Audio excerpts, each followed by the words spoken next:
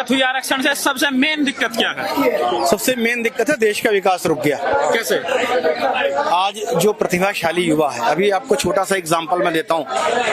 JEE mains का जो cut off है, जनरल का 105 नंबर में बंद हुआ और शेड्यूल कास्ट का 45 नंबर में। अब सीधा सा इसका मतलब क्या है कि जिस बच्चे ने 104 नंबर लाया वो तो बाहर घूमेगा, और जो 45 लाया वो 104 वाले की सीट में कब्जा करके बैठेगा। वो जो प्रतिभा थी उस बच्चे की, उसका देश ने क्या मोल चुकाया? जो देश को एक प्रतिभाशाली वैज्ञानिक, प्रतिभाशाली इंजीनियर मिलना चाहिए था, राष्ट्र उससे वंचित रह गया। और संसाधन कहां खर्च किए गए? उस व्यक्ति के ऊपर जो उसके लायक नहीं था। तो अल्टीमेटली आज भारत हथियार खरीदने की बात करता है, राफेल खरीदने की बात करता है, तमाम बात करता है। अगर आपने अपनी प्रतिभाओं को अवसर दिया होता तो क्या हम इन हथियारों को बेचने की अवस्था में नहीं होते? मैं गलत कह रहा हूं तो आप मेरी बात को बताइएगा। कि जो टैलेंट था, आज दिल्ली यूनिवर्सिटी का पीएचडी रिसर्च स्कॉलर में कट ऑफ 92 पर बंद हो गया जनरल कैंडिडेट का, और शेड्यूल कास्ट का जो कट ऑफ है 0 अंक पर प्रवेश दिया गया। तो मतलब वो 92 वाले व्यक्ति का स्थान छीन करके आपने 0 अंक वाले को दे दिया। इसको, इस डिस्क्रिमिनेशन को, इस नस्ल भेद को, आप कहते दुनिया से आप गांधी के देश की बात करते हैं। गांधी दक्षिण अफ्रीका में किस बात की लड़ाई लड़ने गए थे? गांधी ने नस्ल भेद की लड़ाई लड़ी कि जो काले अफ्रीकी थे उनको स्थान छीन कर अंग्रेज गोरे को दिया जाता था।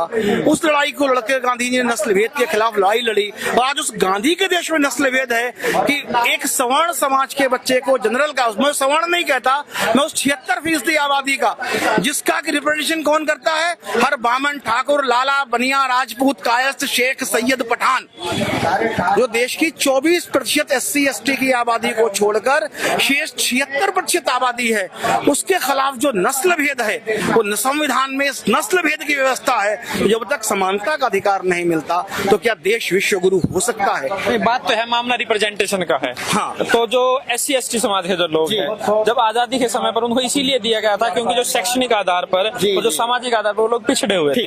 तो अब आपको क्या लग रहा है कि बराबरी आ गई है? मैं आपकी बात का जवाब देता हूँ।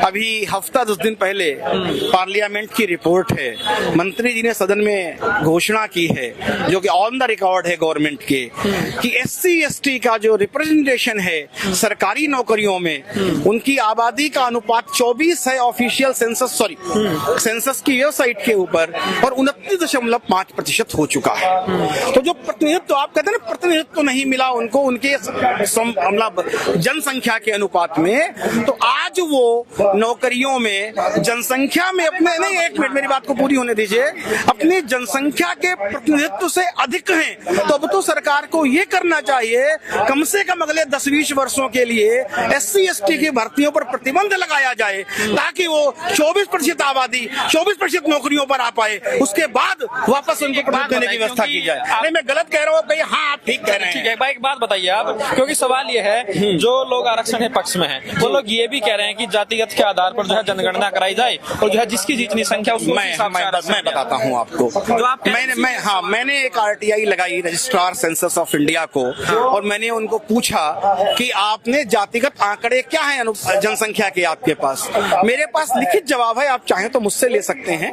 उन्होंने ये कहा है कि हमने SC ST गिनवाए हैं और वो 24% हैं, जिसका आंकड़ा सेंसस ऑफ इंडिया रजिस्ट्रार की वेबसाइट पर अवेलेबल है।